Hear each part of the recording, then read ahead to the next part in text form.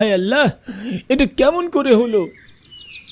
আরে করিম ভাই, এত ভয় পাবেন না। মনে হয় শিয়াল বা অন্য কোনো হিংস্র প্রাণী উঠিয়েছে।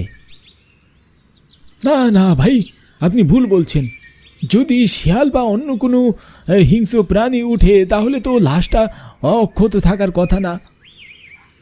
তাহলে মনে হয় কোনো চোর লাশটাকে খনন করে বের করেছে। ভাই, চোর যদি চুরি করতো তাহলে কাফন নিল না কেন? আর লাশ তো অক্ষত অবস্থাতেই আছে, মানে লাশ চোরের কাজ নয়। আরে ভাই, আপনি বেশি বেশি ভাবছেন। আমার মনে হচ্ছে ফজরের আজান পড়ায় আমরা চলে আসতে দেখে চোর আর চুরি করতে পারেনি। চলুন আমরা আবার কালুকে দাফন করে দিই। ওনারা একই কবরে কালুকে আবার দাফন করে দেন।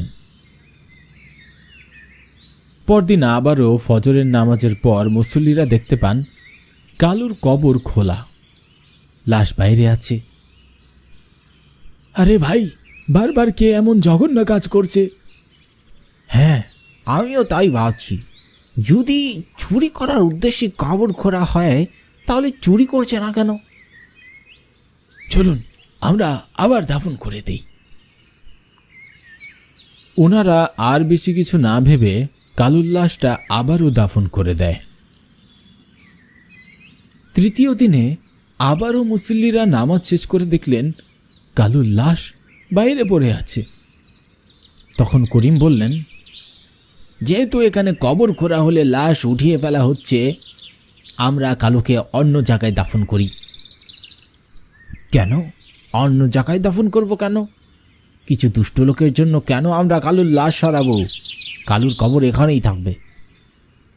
তারপর মুসল্লিরা আবারও কালুকে কবরস্থ করলেন এবং চতুর্থ দিন আর কালুর লাশ বাইরে দেখা যায় নাই। সবাই ভাবলেন সব হয়তো ঠিক হয়ে গেছে, সময়ের নিয়মে সবই স্বাভাবিকভাবেই চলছিল।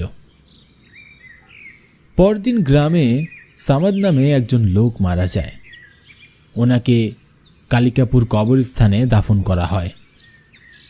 পরের দিন অদ্ভুতভাবে আবারও একই ঘটনা ঘটে। সামাদের লাশ কবরের বাইরে পড়ে থাকে, যেমনটা কালুর লাশ ছিল। এতে মুসল্লিরা খুব বিরক্ত হয়। সিদ্দিক এবং বশির দুই ভাইয়ের কাছে ঘটনার বিবরণ দিয়ে খবর পাঠান। খবর পাওয়া মাত্রই ওনারা গ্রামে আসেন এবং গ্রামের সকলের সাথে আলোচনায় বসেন।